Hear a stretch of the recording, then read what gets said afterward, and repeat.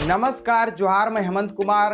आज के इस वीडियो में हम वर्डप्रेस वेबसाइट कस्टमाइजेशन के बारे में बात करेंगे कि अगर आप अपने वर्डप्रेस वेबसाइट का लोगो चेंज करना चाहते हैं, साइट आइकन चेंज करना चाहते हैं, साइट टाइटल चेंज करना चाहते हैं, अगर आप मेन्यू ऐड करना चाहते हैं, मेन्यू को चेंज करना चाहते हैं, कस्टमाइज करना चाहते हैं, तो आप कैसे कर सकते हैं। तो अगर आप अपने वर्डप्रेस वेबसाइट को प्रोफेशनली कस्टमाइज करना चाहते हैं तो इस वीडियो को आप लास्ट तक देखते रहें। So without wasting any time, let's instill your mind. नमस्कार, जोहार, मैं Hemant Kumar. Be focused, don't be focused. तो अब यहाँ पर हम इस वर्डप्रेस वेबसाइट को कस्टमाइज करने की कोशिश करते हैं। सबसे पहले तो हम थीम चेंज करेंगे, इसके बाद इसमें कुछ पेजेज बनाएंगे, मेन्यूज क्रिएट करेंगे, कैटेगरीज बनाएंगे और भी काफ़ी सारे चीज़ें करेंगे। तो चलिए देखते हैं कि कैसे हम अपने वर्डप्रेस वेबसाइट को कस्टमाइज कर सकते हैं। तो सबसे पहले आप अपने वर्डप्रेस डैशबोर्ड में आ जाइए। उसके लिए सिंपली आपको अपना डोमेन नेम एंटर करना है, उसके बाद /wp-admin लगाकर जो आपने वर्डप्रेस इंस्टॉल करते समय यूजर नेम और पासवर्ड लगाया है उसे आपको एंटर करना है। तो आपके सामने ये डैशबोर्ड आ जाएगा। तो सबसे पहले यहाँ पर हम जाते हैं अपीयरेंस, उसके बाद थीम्स, उसके बाद यहाँ पर हम सबसे पहले इस डिज़ाइन को चेंज करते हैं। यहाँ पर बाय डिफ़ॉल्ट एक थीम है जिसका नाम है 2020। तो यहाँ पर हम जाते हैं ऐड न्यू। यहाँ पर आपको काफ़ी सारे थीम्स मिलेंगे बट यहाँ पर मैं एक थीम यूज करने जा रहा हूँ जिसका नाम है एस्ट्रा। सो यहाँ पर मैंने टाइप कर दिया एस्ट्रा। उसके बाद ये जो थीम है यहाँ इंस्टॉल पर मैं क्लिक करता हूँ। उसके बाद यहाँ पर एक्टिवेट करने का ऑप्शन आएगा। सो यहाँ पर एक्टिवेट पर मैं क्लिक करता हूँ। सो अब यहाँ पर हमारे वेबसाइट में एक्स्ट्रा थीम एक्टिव हो चुका है। अभी यहाँ पर मैं आपको रिफ्रेश करके दिखाता हूँ। इसका जो डिज़ाइन है कम्प्लीटली चेंज हो गया है। सो कुछ इस प्रकार अब इसका डिज़ाइन हो चुका है, काफ़ी सिंपल लग रहा है। और सबसे पहले हम क्या करते हैं, सबसे पहले अपना लोगो सेट करते हैं यहाँ पर। उसके लिए हम चलते थीम्स के नीचे जो कस्टमाइज का ऑप्शन है उसमें।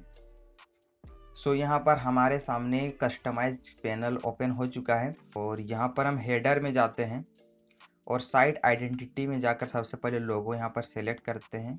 उसके बाद यहाँ पर आप अपना लोगो सेलेक्ट करेंगे जो भी आपने डिजाइन किया है इमेज। सो यहाँ पर हमने पहले ये डिजाइन कर लिया है, आप देख सकते हैं बीच ड्रेस का लोगो। तो इसे यहाँ पर मैं ड्रैग एंड ड्रॉप करता हूँ। आप सिंपली सेलेक्ट फाइल्स पर क्लिक करने के बाद जो एक्सप्लोरर ओपन होगा उसके थ्रू भी आप अपलोड कर सकते हैं। तो यहाँ पर अल्ट टेक्स्ट में मैं डाल देता हूँ बीच ड्रेस लोगो। उसके बाद यहाँ पर सेलेक्ट, इसे मैं स्किप क्रॉपिंग करता हूँ और अभी आप देखेंगे तो ये जो लोगो है यहाँ पर आ चुका है बट यहाँ पर पहले से भी वो लिखा आ रहा है। उसके लिए हम क्या करेंगे, यहाँ पर आप नीचे आएंगे तो साइट टाइटल, यहाँ पर डिस्प्ले साइट टाइटल, तो इसे यहाँ पर हम अनटिक कर देंगे। तो यहाँ से साइट टाइटल हट चुका है। उसके बाद यहाँ पर साइट टाइटल भी आपको यहाँ पर एंटर करना है। जैसे अभी मैं यहाँ पर अपना वेबसाइट ओपन करता हूँ तो आप ऊपर में देखेंगे यहाँ पर माई ब्लॉग साइट टाइटल है और माई वर्डप्रेस ब्लॉग टैगलाइन है। तो इसे भी हम चेंज करेंगे। साइट टाइटल के जगह हम डालेंगे बीच ड्रेस एंड टैगलाइन के जगह हम डालेंगे जो हमारा टैगलाइन है हेल्पिंग योर बिजनेस फ्लोरिश। तो ये हमारा दोनों सेलेक्ट हो चुका है। उसके बाद यहाँ पर लोगो काफ़ी बड़ा दिख रहा है तो आप इसके विड्थ को यहाँ से छोटा कर सकते हैं कुछ इस तरह। सो यहाँ पर मैं 150 रहने देता हूँ। उसके बाद यहाँ पर हम पब्लिश बटन पर क्लिक करते हैं और यहाँ पर आकर हम रिफ्रेश करके देखते हैं कि चेंज हुआ है या नहीं। सो आप देख सकते हैं लोगो चेंज हो चुका है। उसके बाद यहाँ पर ऊपर में भी साइट टाइटल और टैगलाइन भी चेंज हो चुका है, बीच ड्रेस हेल्पिंग और बिजनेस फ्लोरिश। तो ये कुछ इस प्रकार आप लोगो चेंज कर सकते हैं। उसके बाद यहाँ पर है साइट आइकन। साइट आइकन क्या होता है, यहाँ पर जो आप वेब का एक आइकन देख रहे हैं यहाँ पर आप अपना लोगो भी लगा सकते हैं, उसी को हम बोलते हैं साइट आइकन। ओके, सो यहाँ पर आप सेलेक्ट साइट आइकन पर क्लिक करेंगे। उसके बाद यहाँ पर अपलोड फाइल्स में जाकर जो भी आपका लोगो है स्क्वायर शेप में उसे यहाँ पर आपको अपलोड करना है। सो यहाँ पर ये मेरा लोगो है, आप देख सकते हैं। तो इसे यहाँ से मैं ड्रैग एंड ड्रॉप कर देता हूँ। इसके अल्ट टेक्स्ट में भी मैं बीच ड्रेस लोगो टाइप करता हूँ। उसके बाद यहाँ पर सेलेक्ट और यहाँ पर देख सकते हैं कुछ इस तरह का हमारा साइट आइकन दिखेगा। और यहाँ पर क्रॉप इमेज पर क्लिक करता हूँ। यहाँ पर एक एरर आ रहा है, there has been an error cropping your image. So इसे हम साइट आइकन में पहले चेंज करते हैं। तो आप गूगल पर टाइप कीजिए साइट आइकन जनरेटर।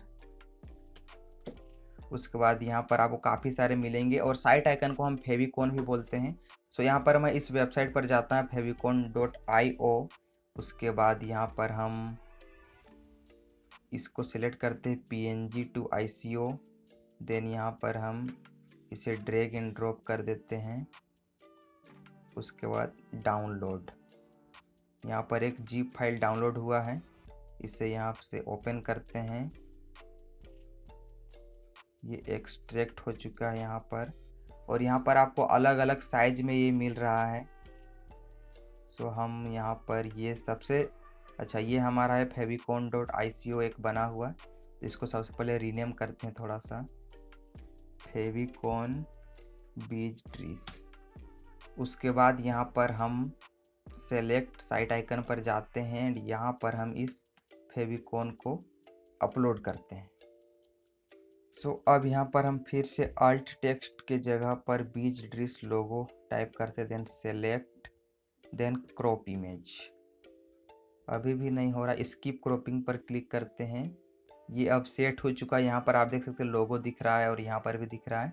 अब यहाँ पर हम फिर से पब्लिश बटन पर क्लिक करते हैं।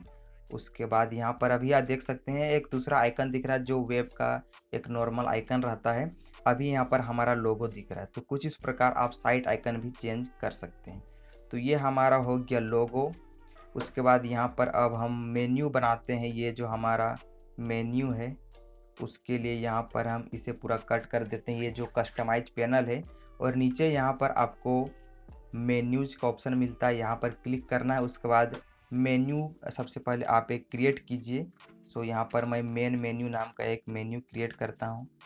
आप कुछ भी नाम का मेन्यू क्रिएट कर सकते हैं। उसके बाद यहाँ पर आपको अलग अलग आइटम्स ऐड करने हैं, एलिमेंट्स ऐड करने हैं, जो भी आप अपने मेन्यू में ऐड करेंगे। सबसे पहले तो मैं एक होम का मेन्यू ऐड करता हूँ। सो URL यानी कि किस लिंक पर रिडायरेक्ट होना चाहे जब भी कोई उस लिंक पर क्लिक करें। सो यहाँ पर मैं होम पेज को ही रखता हूँ, बीजट्रीज.com, और वो ऊपर में टेक्स्ट क्या लिखा रहना चाहिए, होम। उसके बाद ऐड टू मेन्यू पर क्लिक करता हूँ। सो यहाँ पर ये आ चुका है। और एक चीज़ यहाँ पर आपको ध्यान देना है कि ये जो मेन्यू हम क्रिएट करें ये कहाँ पर दिखेगा, प्राइमरी मेन्यू, फुटर मेन्यू। सो हम प्राइमरी मेन्यू पर रखते हैं। उसके बाद यहाँ पर सेव मेन्यू। सो अभी यहाँ पर अगर हम रिफ्रेश करते हैं सो हमारा यहाँ पर होम आ चुका है।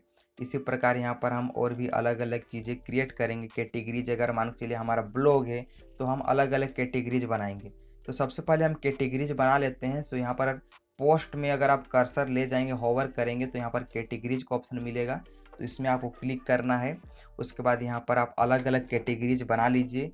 उदाहरण के लिए मुझे स्टार्टअप्स का एक कैटेगरी चाहिए। सो यहाँ पर ऐड न्यू कैटेगरी पर मैं क्लिक करता हूँ। उसके बाद बिजनेस, देन यहाँ पर हम डालते हैं social media, add new category. तो ये हमारे पास अभी 1 2 3 4 5 कैटेगरीज बन गए। अब यहाँ पर हम फिर से जाते हैं अपीयरेंस के अंदर, मेन्यूज, और यहाँ पर आप कैटेगरीज पर क्लिक करेंगे, देन व्यू ऑल। तो यहाँ पर सभी कैटेगरीज दिख रहे हैं, सभी को यहाँ पर आप सेलेक्ट कर लीजिए। उसके बाद ऐड टू मेन्यू पर क्लिक करेंगे तो यहाँ पर सारे आ चुके हैं। अब इसे ऊपर नीचे आप कर सकते हैं। मान के चलिए आपको स्टार्टअप्स पहले चाहिए तो इसको आप ड्रैग एंड ड्रॉप कर सकते हैं यहाँ पर। उसके बाद आपको बिजनेस चाहिए या फिर बिजनेस आपको नीचे चाहिए तो आप ऐसे कर सकते हैं। उसके बाद यहाँ पर आप सेव मेन्यू पर क्लिक करेंगे तो ये आपका मेन्यू यहाँ पर सेव हो जाएगा। अब आप देख सकते हैं हमारा मेन्यू कुछ इस प्रकार का बन चुका है। और आपने कई सारे वेबसाइट्स में एक ड्रॉप डाउन मेन्यू देखा होगा कि किसी एक एलिमेंट पर ले जाते हैं कर्सर तो उसके नीचे और भी खुल जाते हैं। तो वो आप कैसे करेंगे, उदाहरण के लिए आप चाहते हैं कि स्टार्टअप्स के नीचे एंटरप्रेन्योरशिप आए तो आप इसे थोड़ा सा राइट स्लाइड कर देंगे तो ये इसके नीचे आ चुका है। अब आप चाहते हैं कि बिजनेस भी इसके अंदर आए तो ये आप इधर कर दीजिए। तो ये इसके अंदर एक सब आइटम बन चुका है। इसे आप यहाँ पर सेव मेन्यू पर क्लिक करें। उसके बाद यहाँ पर आप रिफ्रेश करेंगे तो आपको यहाँ पर ड्रॉप डाउन मेन्यू दिखेगा। आप देख सकते हैं स्टार्टअप्स के अंदर एंटरप्रेन्योरशिप और बिजनेस। तो कुछ इस प्रकार यहाँ पर आप ड्रॉप डाउन मेन्यू भी बना सकते हैं। फिलहाल इसे मैं मेन आइटम ही रहने देता हूँ। देन सेव मेन्यू पर क्लिक करता हूँ। सो यहाँ पर हमारा अभी हेडर बन चुका है, हमने लोगो लगा दिया है, देन यहाँ पर हमने मेन्यू भी सेट कर दिया है। अब यहाँ पर हम नीचे स्क्रॉल करते हैं और फुटर बनाते हैं। ये जो नीचे रहता है उसे हम फुटर बोलते हैं। यहाँ पर एक कॉपीराइट इंफॉर्मेशन दिया हुआ है तो इसे हम चेंज कर सकते हैं। इसके लिए हम जाते हैं फिर से कस्टमाइज में। उसके बाद यहाँ पर नीचे आपको फुटर का ऑप्शन मिलता है, सो यहाँ पर आप क्लिक करेंगे। देन यहाँ पर भी हम स्क्रॉल कर लेते हैं नीचे ताकि यहाँ पर हम प्रीव्यू कर सकें क्या चेंजेस हो रहा है। देन फुटर बार, सो यहाँ पर आपको सबसे पहले तो मिल जाता है ये कि आपको फुटर बार चाहिए या नहीं चाहिए। अगर आप इसे हाइड कर देंगे तो नीचे रहेगा ही नहीं। उसके बाद यहाँ पर आपको 2 लेआउट भी मिल जाते हैं। उसके बाद यहाँ पर टेक्स्ट में आप क्या लिखना चाहते हैं। सपोज दैट यहाँ पर मैं ये powered by extra WordPress theme को हटाना चाहता हूँ। सो यहाँ पर पावर्ड बाय थीम ऑथर को सिलेक्ट करके मैं डिलीट कर दूंगा। ये डिलीट हो चुका है। और अभी यहाँ पर आप देखेंगे कॉपीराइट 2020 बीच ट्रीज, तो इस प्रकार यहाँ पर आप चेंज कर सकते हैं। देन यहाँ पर हम पब्लिश बटन पर क्लिक करते हैं। उसके बाद अगर यहाँ पर हम रिफ्रेश करेंगे तो यहाँ पर हमारा चेंज हो चुका है। अब यहाँ पर आप विजेट्स भी लगा सकते हैं। उदाहरण के लिए मैं आपको कुछ विजेट्स एंटर करके दिखाता हूँ। फुटर विजेट्स, यहाँ पर मान के चलिए आप 4 विजेट्स लगाना चाहते हैं। 4 बॉक्सेस यहाँ पर दिखेंगे। बेसिकली आपने बहुत सारे वेबसाइट्स में देखे होंगे, तो उसे हम बोलते हैं फुटर विजेट्स। अब इसके अंदर यहाँ पर आप एंटर कर सकते हैं, ठीक है। और ये जो विजेट्स आप कहाँ से लगाएंगे, या आपको कस्टमाइज पैनल से ऑप्शन नहीं मिलेगा, तो इसे हम कट करते हैं। और यहाँ पर मेन्यूज के ऊपर विजेट्स का ऑप्शन है, ठीक है। और यहाँ पर आप देख सकते हैं फुटर विजेट एरिया 1, एरिया 2, एरिया 3, एरिया 4। तो यहाँ पर ये सारे हैं फुटर विजेट एरिया 1, 2, 3, 4। यहाँ पर आप एलिमेंट्स ऐड कर सकते हैं। सबसे पहले यहाँ पर हम फुटर विजेट एरिया 1 में उदाहरण के लिए कुछ टेक्स्ट लगाना चाहते हैं। सो यहाँ से हम एक आइटम ऐड कर देंगे। टेक्स्ट को यहाँ से ड्रैग एंड ड्रॉप करके यहाँ पर ले जाएंगे। उसके बाद यहाँ पर मैं टाइप करता हूँ बीज ड्रिस। उसके बाद यहाँ पर मैं उसका टैगलाइन ही टाइप कर देता हूँ, helping your business flourish. Okay, then यहाँ पर सेव पर जाते हैं। उसके बाद यहाँ पर अगर हम रिफ्रेश करेंगे तो यहाँ पर एक एलिमेंट आ चुका है। इसी प्रकार मान के चलिए आप सेकेंड में कोई इमेज लगाना चाहते हैं, तो यहाँ पर हम जाते हैं इमेज एंड इसे ड्रैग एंड ड्रॉप करते हैं। देन एड इमेज पर क्लिक करके यहाँ पर हम मान के चलिए इस इमेज को सिलेक्ट कर लेते हैं। देन एड टू विजेट, उसके बाद सेव। उसके बाद यहाँ पर हम इसे रिफ्रेश करते हैं। सो यहाँ पर इमेज भी आ चुका है। अब इसी तरह यहाँ पर जितने भी आइटम्स आपको दिख रहे हैं, आप ऑडियो लगा सकते हैं, गैलरी लगा सकते हैं, इसके साथ ही वीडियोज ऐड कर सकते हैं। अगर आपका यूट्यूब चैनल है तो उसका वीडियो यहाँ पर आप विजेट में लगा सकते हैं। तो कुछ इस प्रकार आप नीचे विजेट्स भी लगा सकते हैं, बट फिलहाल मैं कोई भी विजेट नहीं रखना चाहता हूँ, इसीलिए मैं यहाँ पर विजेट्स को डिलीट कर दूंगा। डिलीट, देन यहाँ पर डिलीट। और उसके बाद फिर से हम जाएंगे कस्टमाइज में और इस ऑप्शन को मैं हाइड कर दूंगा कम्प्लीटली, ताकि यहाँ पर कुछ भी ना दिखे। अभी बेसिकली हमने आइटम्स को हाइड कर दिया, बट यहाँ पर फिर भी ये जो डेमो कंटेंट है वो दिख रहा है। इसके लिए यहाँ पर हम फुटर में जाकर फुटर विजेट्स को यहाँ पर लेआउट को हम डिजेबल करके पब्लिश बटन पर क्लिक करेंगे, तो यहाँ पर हमारे पास कोई भी विजेट नहीं आएगा। तो ये हमारा हो गया फुटर। अब यहाँ पर हम राइट साइड बार की बात करें, इसको हम साइड बार बोलते हैं, राइट साइड बार। और ये आपको मिलेगा यहाँ पर विजेट्स के अंदर ही मेन साइड बार में। सो सबसे पहले तो यहाँ पर हम ये कमेंट्स का एलिमेंट नहीं रखना चाहते हैं, तो इसमें इस एरो पर क्लिक करेंगे। Then delete. उसके बाद यहाँ पर हम मेटा को भी नहीं रखना चाहते, इसे भी डिलीट। सो यहाँ पर search, recent post, archives and categories, ये 4 हैं, तो ये काफ़ी अच्छे हैं। उसके बाद यहाँ पर मैं रिफ्रेश करता हूँ। सो यहाँ पर ये आ जाएंगे, जितने भी नए पोस्ट रहेंगे वो यहाँ पर देखेंगे। आर्काइव्स यानी कि आपने किस मंथ कितना आर्टिकल लिखा वो यहाँ पर आ जाएगा। देन कैटेगरीज आपने जो भी यहाँ पर ऐड किए उसके अंदर जितने भी ब्लॉक्स रहेंगे वो यहाँ पर आपको दिखेंगे। तो कुछ इस प्रकार यहाँ पर हमारा एक बेसिक सा ऑप्टिमाइजेशन, एक बेसिक सा लेआउट चेंज हो चुका है। अब यहाँ पर हम बात करते हैं पेजेस के बारे में। आपने मेरे वेबसाइट में देखा होगा mnhemant.com में मैंने वहाँ पर 4-5 पेजेस बनाए हैं, जैसे कि contact us, about, disclaimer, privacy policy. जैसे कॉन्टेक्ट अस पर आप क्लिक करेंगे तो यहाँ पर एक फॉर्म खुलेगा जहाँ से आप मुझे डायरेक्टली कॉन्टेक्ट कर सकते हैं। तो इस प्रकार आप भी अपने वेबसाइट के लिए कॉन्टेक्ट अस वगैरह पेज बना सकते हैं। और उसके लिए यहाँ पर आपको जाना है पेजेज पर, यहाँ पर आप क्लिक करेंगे, देन एड न्यू। उसके बाद यहाँ पर आपके सामने पेज का जो डिटेल्स है उसका फॉर्म ओपन हो जाएगा। बेसिकली वर्ड डॉक्यूमेंट टाइप का, आप उसे एडिटर बोल सकते हैं, पेज एडिटर। यहाँ पर आपको अपना टाइटल डालना है, जैसे टाइटल में मैं डालता हूँ अबाउट अस। उसके बाद यहाँ पर जो भी आप लिखना चाहते हैं वो लिख सकते हैं। जैसे उदाहरण के लिए मैं लिखता हूँ, तो आप अपने बारे यहाँ पर जो भी डिटेल्स लिखना चाहते हैं, 1000 वर्ड्स का, 2000 वर्ड्स का, जितना आप चाहें लिख सकते हैं। उसके बाद यहाँ पर आपको पब्लिश पर क्लिक करना है और ये हमारा पब्लिश हो चुका है। अगर आप इस पेज को देखना चाहते हैं तो यहाँ पर आप जाकर देख सकते हैं। ये एक लिंक बन चुका है biztrees.com/aboutus। यहाँ पर कुछ इस तरह है। तो जो भी आपका कंटेंट रहेगा वो यहाँ पर नीचे दिखेगा। अब यहाँ पर हम फिर से बैक जाते हैं। उसके बाद नया पेज ओपन करते हैं, एक ऐड न्यू। उसके बाद अभी यहाँ पर हम कॉन्टेक्ट अस पेज बनाएंगे, कॉन्टेक्ट अस। सो अभी यहाँ पर मैं आपको दिखाऊंगा कि कॉन्टेक्ट अस में इस तरह का फॉर्म कैसे बनाना है। बट अभी फ़िलहाल हम एक पेज क्रिएट कर लेते हैं। पब्लिश पर जाते हैं। ये हमारा कॉन्टेक्ट अस पेज ही बन चुका है। ये अभी ऐसा बना हुआ है। उसके बाद फिर से बैक जाते हैं। देन यहाँ पर हम एक नया क्रिएट करते हैं डिस्क्लेमर पेज। जो भी इम्पोर्टेंट पेजेज है उसके बारे में बता दे रहा हूँ, आप इन पेजेस को जरूर क्रिएट कीजिएगा। सो डिस्क्लेमर का जो कंटेंट है वो आप कहाँ से जनरेट करेंगे, आप टाइप कीजिए गूगल में डिस्क्लेमर पेज जनरेटर। उसके बाद यहाँ पर आपको ये कई सारे वेबसाइट्स मिलेंगे, तो आप फर्स्ट वाले पर ही जाइए। देन यहाँ पर अपना कंपनी का नाम टाइप कीजिए। मैं टाइप करता हूँ biztrees। उसके बाद वेबसाइट नेम में biztrees। उसके बाद URL में आप अपना डोमेन नेम टाइप कर दीजिए .com। Then next. उसके बाद यहाँ पर अपना कंट्री सेलेक्ट करेंगे, इंडिया। Then state. उसके बाद यहाँ पर आपको अपना ईमेल एड्रेस डालना है। सो यहाँ पर मैं अपना ईमेल एड्रेस एंटर करता हूँ। देन यहाँ पर जनरेट माय डिस्क्लेमर पर क्लिक करना है। उसके बाद यहाँ पर आपके सामने कंटेंट आ जाएगा। ये पूरा कंटेंट है, तो इस कंटेंट को डायरेक्टली यहाँ से आप कॉपी कर सकते हैं। ओके, सो यहाँ से मैं कॉपी कर ले रहा हूँ, राइट क्लिक कॉपी। उसके बाद यहाँ पर ये हमारा पेस्ट यहाँ पर मैं कर देता हूँ।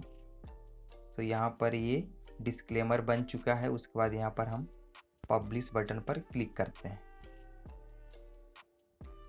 सो डिस्क्लेमर पेज हमारा बन चुका है कुछ इस प्रकार। अब यहाँ पर हमें और एक पेज क्रिएट करना है, प्राइवेसी पॉलिसी, जो अभी के समय में वर्डप्रेस में पहले से एक ड्राफ्ट के तौर पर आता है। तो इसे आप डायरेक्टली एडिट कर सकते हैं और इसी को पब्लिश कर सकते हैं। कोई ज़रूरी नहीं अलग से आपको बनाने का। अगर आप अलग से बनाना भी चाहते हैं तो इसी तरह जिस तरह आपने डिस्क्लेमर पेज बनाया, इस तरह आप टाइप करेंगे प्राइवेसी पॉलिसी जनरेटर, तो आपको यही वेबसाइट मिल जाएगा। सो यहाँ से फिर आप उसी तरह से अपना कंटेंट कॉपी कर सकते हैं। सो अभी फ़िलहाल मैं इसी को पब्लिश कर देता हूँ, पब्लिश। सो यहाँ पर हमारे पास 4 पेजेज बन चुके हैं, जो भी इम्पोर्टेंट पेजेज हैं, about us, contact us, disclaimer, privacy policy. अब इन चारों पेजेज को मैं एक मेन्यू बनाना चाहता इस तरह से, और उसे मैं यहाँ पर फुटर में ऐड कर दूंगा। तो उसके लिए यहाँ पर मैं जाता हूँ अपीयरेंस, देन मेन्यूज। उसके बाद सबसे पहले क्रिएट अ न्यू मेन्यू पर मैं जाता, क्योंकि ये हमारा मेन मेन्यू है। और यहाँ पर मैं टाइप कर देता हूँ अबाउट कॉन्टेक्ट। अपने नाम के लिए, मतलब याद रखने के लिए आप कुछ भी नाम रख सकते हैं। सो ये क्रिएट हो चुका है। अब इसके अंदर हम आइटम्स ऐड करते हैं। सो वो हमें मिलेगा पेजेस के अंदर view all, then home. Home हमें नहीं रखना है। About us, contact us, disclaimer and privacy policy. Add to menu पर क्लिक करते हैं। सबसे पहले about us, then privacy policy, disclaimer, contact us, और इसे यहाँ पर हम फुटर मेन्यू पर क्लिक करके सेव कर देंगे। और इसे अभी अगर हम रिफ्रेश करते हैं, सो अभी यहाँ पर फुटर मेन्यू आया नहीं है। उसके लिए हमें सेटिंग करना होगा। देन जाते हैं कस्टमाइज और यहाँ पर जाते हैं फुटर। देन फुटर बार में अभी यहाँ देख सकते हैं लेआउट कुछ इस तरह का है। तो यहाँ पर हम सेकेंड लेआउट पर क्लिक करते हैं, ताकि इधर हमारे कॉपीराइट दिखेगा और ये साइड हमारा वो मेन्यू। और सेक्शन 1, सेक्शन 2 में यहाँ पर नन है। सेक्शन 2 में हम सेट कर देंगे फुटर मेन्यू, तो यहाँ पर हमारा मेन्यू आ जाएगा। आप देख सकते हैं यहाँ पर मेन्यू आ चुका है। अब यहाँ पर पब्लिश पर क्लिक करेंगे। और अभी अगर यहाँ पर हम रिफ्रेश करते हैं सो हमारा कॉपीराइट नोट ये साइड है, लेफ्ट साइड, एंड यहाँ पर हमारा ये अबाउट अस का मेन्यू आ चुका है।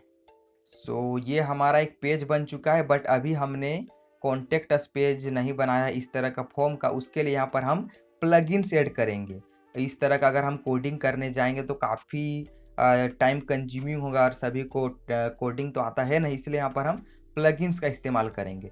तो सबसे पहले यहाँ पर हम जाते हैं प्लगइन्स पर क्लिक करते हैं, उसके बाद ऐड न्यू, उसके बाद जो भी प्लगइन्स आप सर्च करना चाहते हैं कर सकते हैं। सबसे पहले हम कॉन्टेक्ट अस का ही बात कर ले तो कॉन्टेक्ट फॉर्म 7 यह काफ़ी पॉपुलर है। यह है कॉन्टेक्ट फॉर्म 7, इसे इंस्टॉल कीजिए। उसके बाद एक्टिवेट। सो यहाँ पर अब लेफ्ट साइड यहाँ पर आपको कॉन्टेक्ट का एक ऑप्शन दिख रहा है, इस पर क्लिक करेंगे। देन यहाँ पर आपका एक फॉर्म पहले से बन चुका है और यहाँ पर आपको इसका एक शॉर्ट कोड मिल रहा है। तो जैसे यहाँ पर आप क्लिक करेंगे ये पूरा सेलेक्ट हो जाएगा। अगर नहीं होता है तो आप मैनुअली भी सेलेक्ट करके इसे कॉपी कर लीजिए। उसके बाद आप अपने पेजेज में चले जाइए। देन यहाँ पर जो कॉन्टेक्ट अस का पेज इसे एडिट करेंगे और इसके अंदर जो कंटेंट हम लिखेंगे तो वो कुछ लिखना नहीं, जस्ट यहाँ पर हमें उस शॉर्ट कोड को पेस्ट कर देना है। पेस्ट कर दिए, उसके बाद यहाँ पर हम अपडेट पर जाएंगे। देन अभी अगर हम कॉन्टेक्ट अस को देखें क्लिक करके, सो यहाँ पर हमारे पास एक फॉर्म बन चुका है। आप देख सकते हैं your name, your email, subject, your message. तो अगर आप इस फॉर्म के अंदर के जो एलिमेंट्स है इसे अगर आप एडिट करना चाहते हैं, इसके लिए यहाँ पर आपको उस फॉर्म पर जाना होगा। यहाँ पर जो कॉन्टेक्ट है, देन यहाँ पर एडिट पर अगर आप जाएंगे सो यहाँ पर आप सारा कुछ एडिट कर सकते हैं। अगर आपको कुछ और एडिशनल यहाँ पर लेबल्स चाहिए तो वो भी आप लगा सकते हैं, बट ये एक बेसिक सा फॉर्म है। इस तरह से आप कॉन्टेक्ट अस पेज बना सकते हैं। सो यहाँ पर हम और कुछ प्लगइन्स के बारे में बात कर लेते हैं जो एज ए बिगिनर आपके लिए काफ़ी ज़रूरी रहेगा। सबसे पहले यहाँ पर हम बात करते हैं ये क्लासिक एडिटर क्या है। सो अभी यहाँ पर मैं आपको एक पोस्ट ओपन करके दिखाता हूँ। बेसिकली पोस्ट लिखने के लिए क्या प्रोसीजर है। सो यहाँ पर ऐड न्यू पर जाता हूँ।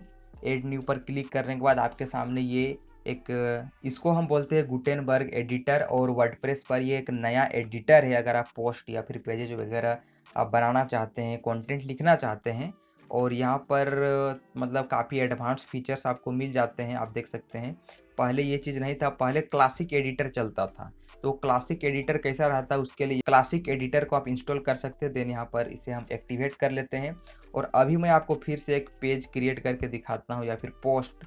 तो यहाँ पर अब जो है इसका लेआउट चेंज हो जाएगा।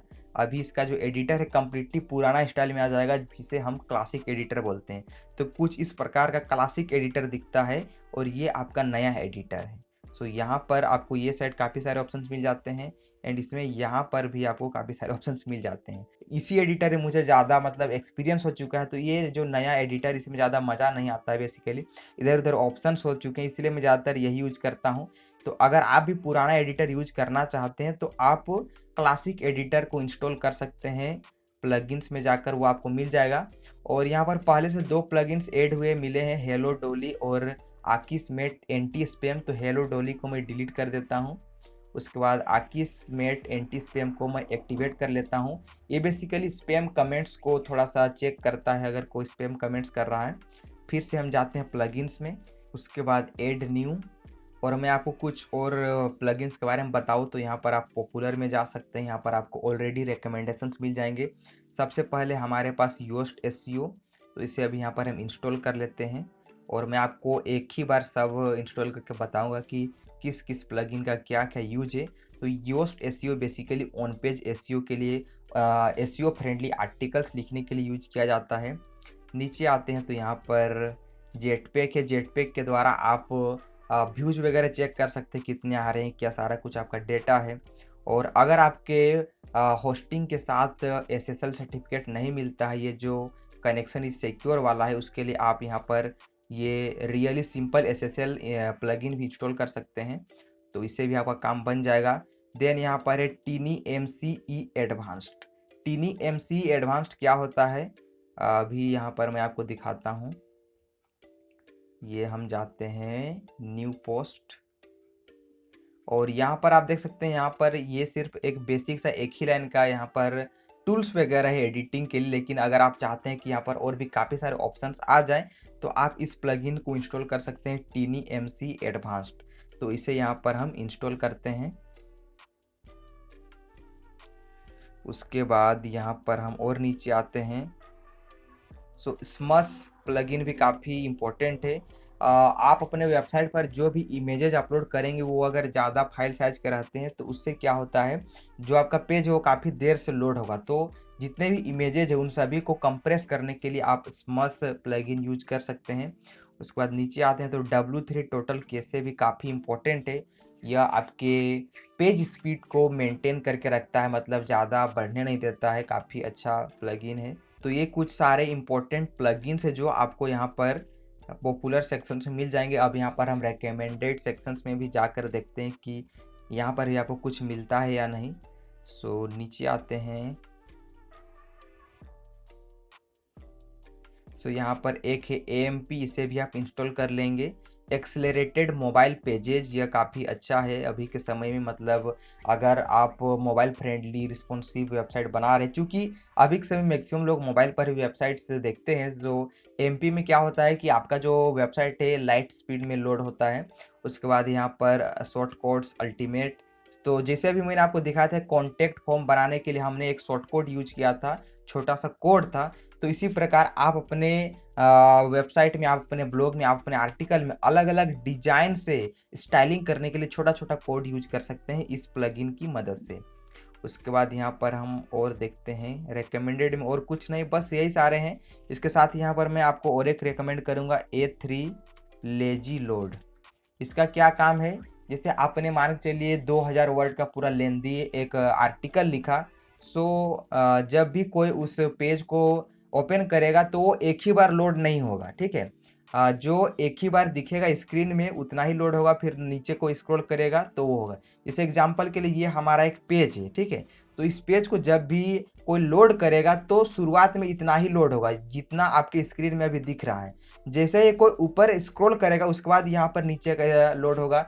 तो इस तरह क्या होगा कि जो लोडिंग स्पीड है वो काफ़ी हाई रहेगा, मतलब एक ही बार रिसोर्सेस यूज नहीं होंगे। तो अभी यहाँ पर हम इसे एक्टिवेट कर देते हैं। इसी के साथ हमने जितने भी प्लगइन्स इंस्टॉल किए सभी को हम यहाँ से एक्टिवेट कर सकते हैं। शॉर्ट कोड्स अल्टीमेट, उसके बाद स्मश,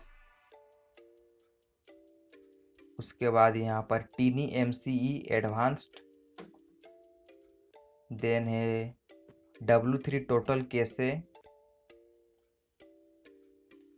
देन है योस्ट SEO, देन है AMP। तो इसे भी हम एक्टिवेट कर देते हैं। उसके बाद अभी मैं आपको TinyMC एडवांस का कमाल दिखाता हूँ। यहाँ पर एड न्यू पर जाता हूँ। सो पहले का अगर मैं आपको दिखाता हूँ, TinyMC एडवांस इंस्टॉल नहीं था, तो सिर्फ एक ही लाइन का यहाँ पर एडिटिंग टूल्स आपको दिख रहा था। अभी यहाँ पर हमने TinyMC एडवांस इंस्टॉल कर दिया है और यहाँ पर आप देख सकते हैं सबसे पहले तो 2 लाइन का आपको टूल्स मिल रहा है, देन ऊपर में आपको पूरा मेन्यू सेक्शन मिल रहा है, लेकिन पहले ये चीज़ अवेलेबल नहीं था। अब यहाँ पर भी आप देखेंगे तो यहाँ पर अंडरलाइन का ऑप्शन नहीं है, तो उस अंडरलाइन के ऑप्शन को भी आप यहाँ पर डाल सकते हैं। इसके लिए यहाँ पर आप जाएंगे सेटिंग्स में और यहाँ पर आपको मिल जाएगा TinyMC एडवांस, इसे आप यहाँ पर क्लिक करेंगे तो इसका जो सेटिंग्स का पेज है वो ओपन होगा। उसके बाद यहाँ पर आप सेलेक्ट कर सकते हैं, जैसे अभी हम क्लासिक एडिटर यूज कर रहे हैं, अगर आप गुटेनबर्ग यूज कर रहे हैं उसके लिए भी आप यूज कर सकते हैं। तो अभी हम क्लासिक एडिटर पर जाकर ये जो अंडरलाइन का ऑप्शन है इसे यहाँ पर हम ड्रैग एंड ड्रॉप कर देते हैं। उसके बाद यहाँ पर सेव चेंजेस करेंगे। सो यहाँ पर अगर हम रिफ्रेश करते हैं तो यहाँ पर अंडरलाइन का भी ऑप्शन आ जाएगा। तो कुछ इस प्रकार यहाँ पर आप TinyMC एडवांस्ड प्लगइन का इस्तेमाल कर सकते हैं। अब यहाँ पर हमने एक शॉर्ट कोड्स अल्टीमेट भी इंस्टॉल किया है, यहाँ पर आपको उसका ऑप्शन दिख रहा है। यहाँ पर अगर आप क्लिक करते हैं तो आपको इतने सारे ऑप्शंस मिलते हैं। आप हेडिंग बनाना चाहते हैं, डिवाइडर, पुल कोट, बटन। जैसे एग्जांपल के लिए मैं एक बटन बनाना चाहता हूँ अपने ब्लॉग में, सो बटन पर मैं क्लिक करता हूँ। उसके बाद यहाँ पर जब भी उस बटन पर कोई क्लिक करेगा तो कौन से URL पर जाना चाहिए, किस लिंक पर जाना चाहिए, वो लिंक आप डाल देंगे। उसके बाद यहाँ पर आप बैकग्राउंड कलर चूज कर सकते हैं बटन का, देन टेक्स्ट कलर। नीचे आएंगे तो यहाँ पर आप आइकन भी चेंज कर सकते हैं। सो एग्जांपल के लिए यहाँ पर मैं डाउनलोड का बटन लगाना चाहता हूँ। डाउनलोड मैंने सर्च कर दिया, ये आ चुका है। देन यहाँ पर आप उसमें क्या लिखना चाहते हैं वो भी आप टाइप कर सकते हैं बटन टेक्स्ट में, कंटेंट में। सो यहाँ पर मैं लिखता हूँ डाउनलोड द फाइल। उसके बाद इसे मैं लाइव प्रीव्यू पर क्लिक करता हूँ, सो हमारा बटन यहाँ पर दिखेगा कुछ इस प्रकार का, और इसे यहाँ पर हम इंसर्ट शॉर्ट कोड पर क्लिक करते हैं। अभी यहाँ पर सिर्फ हमारा शॉर्ट कोड दिख रहा है, लेकिन जब भी ये वेबसाइट को ओपन करेगा तो हमारा बटन दिखेगा, ये शॉर्ट कोड नहीं दिखेगा। सो अभी यहाँ पर हम सेव ड्राफ्ट पर क्लिक करते हैं और इसे मैं आपको प्रीव्यू पोस्ट पर क्लिक करके दिखाता हूँ। यहाँ पर देख सकते हैं बटन दिख रहा है, डाउनलोड द फाइल। तो कुछ इस प्रकार आप यहाँ से काफ़ी सारी चीज़ें बना सकते हैं। इंसर्ट शॉर्ट कोड पर जाइए, आपको काफ़ी सारे ऑप्शंस मिल जाते हैं, जिसे भी आप सिलेक्ट करना चाहते हैं सिलेक्ट करके उस तरह का स्टाइलिंग कर सकते हैं। तो कुछ इस प्रकार यहाँ से आप प्लगइन्स के माध्यम से काफ़ी कुछ चीज़ें कर सकते हैं अपने वेबसाइट में।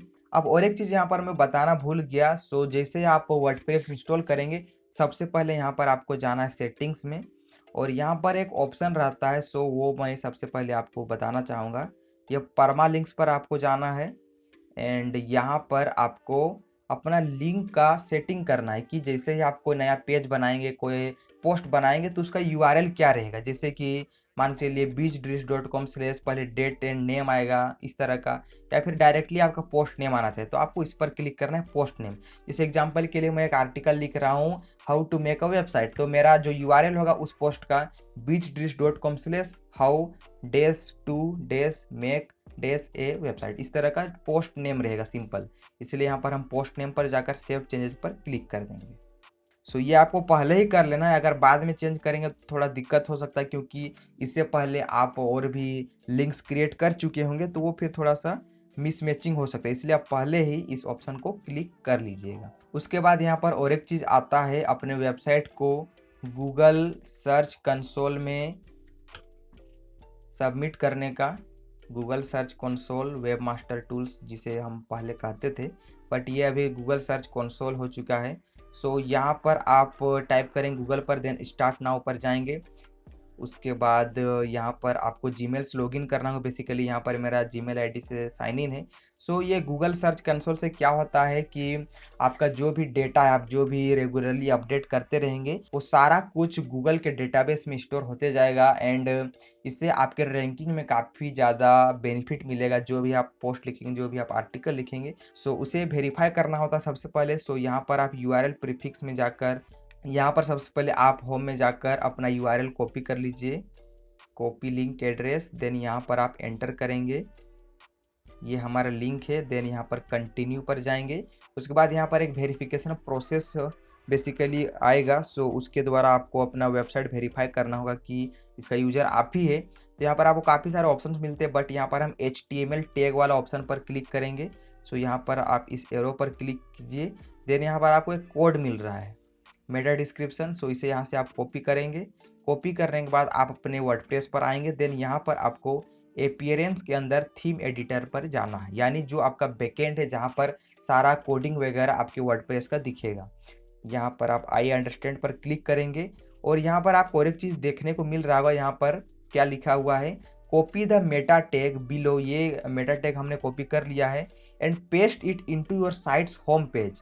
It should go in the head section before the first body section.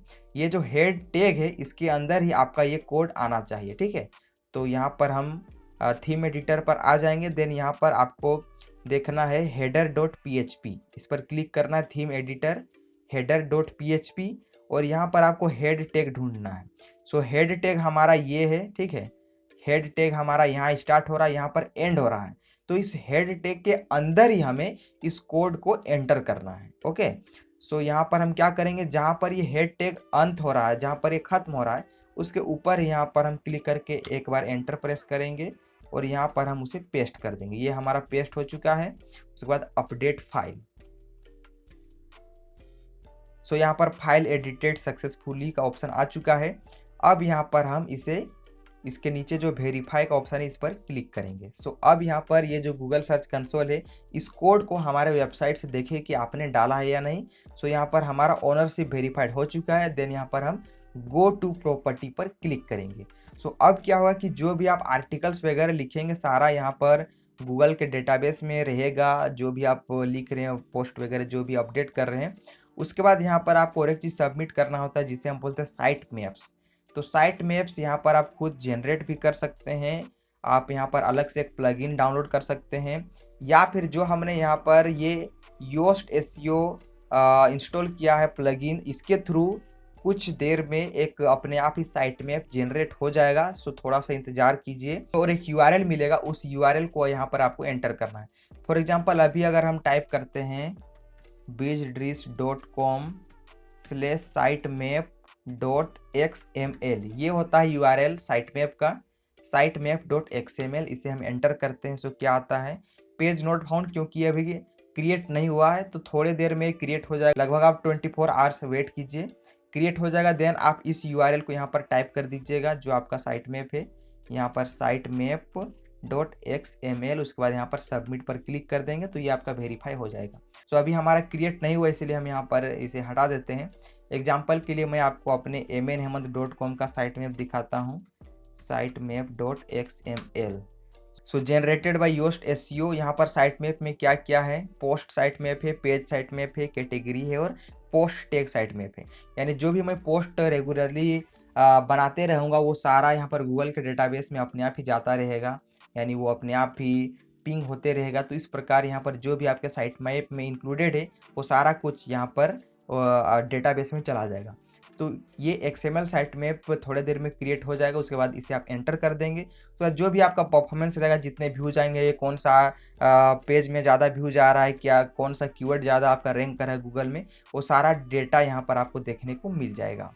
तो आप गूगल पर ऐसे भी या फिर यूट्यूब में वीडियोस देख सकते हैं, बहुत सारे लोगों ने बनाए हैं कि गूगल सर्च कंसोल को कैसे मैनेज करना है। सो यह हमारा एक बेसिक सा ट्यूटोरियल था, कुछ बेसिक सेटिंग्स के बारे में, वेबसाइट कस्टमाइजेशन के बारे में। तो अगर आपको यह वीडियो अच्छी लगी हो तो आप इसे लाइक करें और हो सके तो इसे फ्रेंड्स के साथ जरूर शेयर करें ताकि उन्हें भी इसके बारे में पता चल सके। और अंत में मैं आपको यही कहूँगा, खुश रहिए, मस्त रहिए, तंदुरुस्त रहिए और हमेशा काम में व्यस्त रहिए। Be focused, don't be in focus.